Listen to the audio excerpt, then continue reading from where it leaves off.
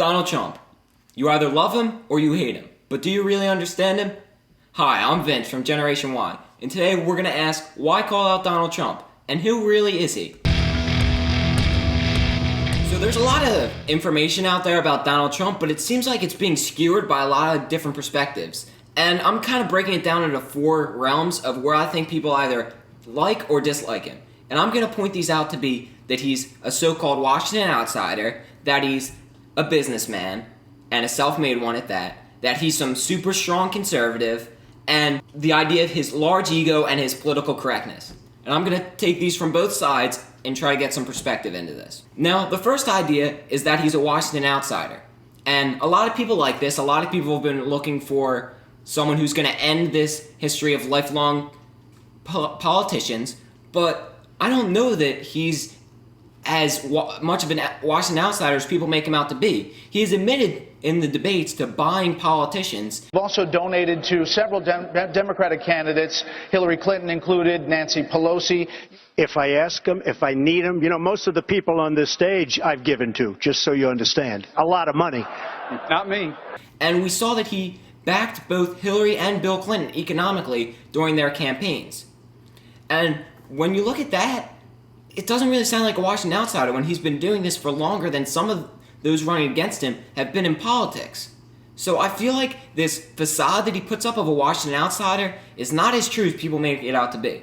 And another reason that people try to sing his praises is that weeks before Donald Trump launched his 2016 bid and announced he was officially running, he met with Bill Clinton and they discussed politics, and Bill Clinton said that he would be okay with Donald Trump running as a Republican. And that shows right there that his whole life is very tied into politics.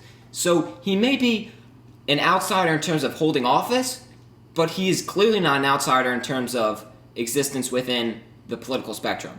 With the economic crisis the U.S. sees today, there's no argument that we need someone who has their mind wrapped around the economy and knows the ins and outs of it. And a lot of people feel that Donald Trump is the perfect answer to this. He's a very wealthy businessman, and that must mean that he knows how the economy works. But he's not exactly a self-made man, as his father, Fred Trump, was a very wealthy businessman, who his father was self-made, born into a middle-class family, and peaking in the 1980s worth approximately $400 million, which counting in inflation is about $1.2 billion.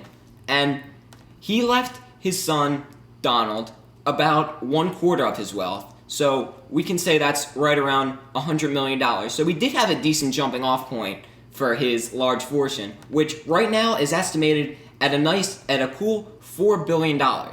But a lot of this money has come through means that are not available to the everyday businessman. He has a name behind him, and a lot of times what we've seen is that when Trump backs a venture, a lot of people hop on it with him, which gives it a large amount of artificial growth in the beginning, and then by the time that settles, Trump's already out of the business. So he's making money just off his name alone. Trump's business career has not exactly been the smoothest one, as some of you will remember a few years back, Donald Trump's business filed for bankruptcy. And those of you with a little bit further back memory remember in 2009, he also filed for bankruptcy. And those of you with an even better memory will remember in 2004, the same company had filed for bankruptcy. So 3 times in the matter of a decade and a half, Donald Trump has filed for bankruptcy in his main business, which is essentially his entire net worth. And over this time, he has refinanced about $3 billion of debt, which is money that's being taken out of his investors. So a lot of this praise in him economically isn't exactly as true as people make it out to be. Now, that is not to say that he does not know the ins and outs of the economy. I mean, he basically wrote the damn book. In fact, he did write the book. But at the same time, he's not some Superman who can just wave his wand and knows everything about the economy, because he has failed, and he did get a nice jumping off point. The next praise that the right likes to give Trump is that he is some super strong mega conservative who's going to fill all of their views and be their voice in this ever-changing world of politics. But I don't know that this is really true either, because I'm almost hesitant to bring this up. A few weeks back, he seemingly came out for amnesty, but now, a few days ago, he's kind of stepping back on those words and saying, well, I'm not really for it. So he's really been flip-flopping a lot. And if that doesn't really make you think he's not a conservative, the fact that he came out for a progressive tax might.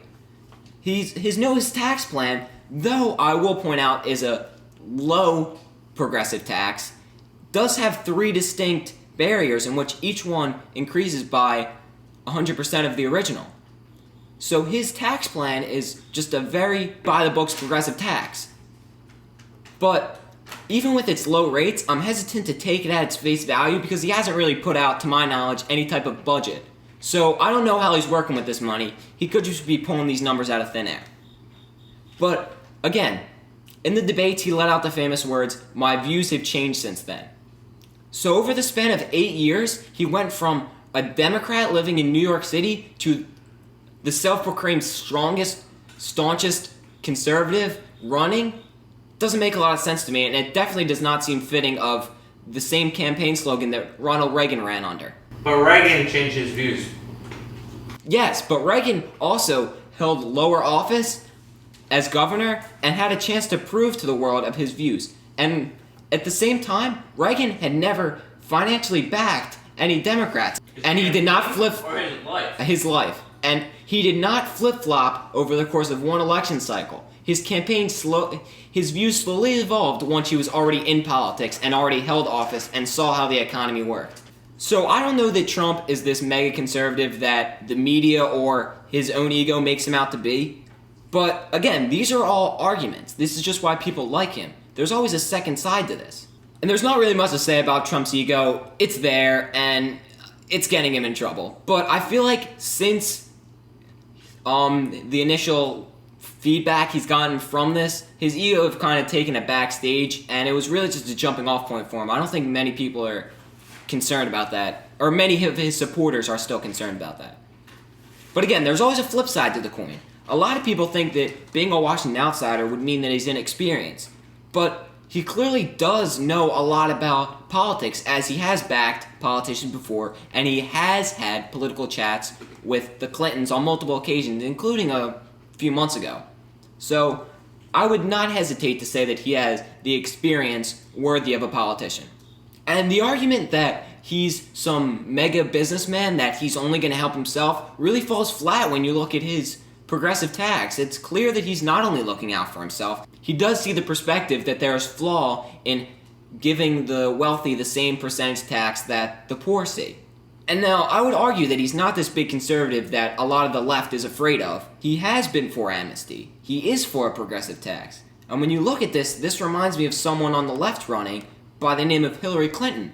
But a lot of her supporters seem to hate Trump. But Trump has spent years courting Hillary and her other Democrats and hyping them up, and he has on multiple occasions said that he does agree with her and that he does respect her as a politician. To say that Donald Trump just blocks out the progressive point of view is false at his core. But a lot of the Hillary Clinton supporters who may not like Trump may do this for another reason, which I got into earlier, his ego. Mainly on Twitter. One of, in my opinion, the craziest that he's ever tweeted came back in 2012, which I know is digging back, but he has never deleted this, was to Ariana Huffington of Huffington Post. I'm just going to put this tweet up there because I don't care to repeat it. But you can see how he got some flack, mainly from feminist supporters. And then we saw this again with his tweets back and forth to Megyn Kelly, or rather just back because I don't know that she ever responded. Yeah, Donald Trump thought that it was appropriate to make time of the month jokes to a well-respected reporter, which I feel is very tasteless for anyone who hopes to attain the seat of president, which is arguably the most respectable position in American politics.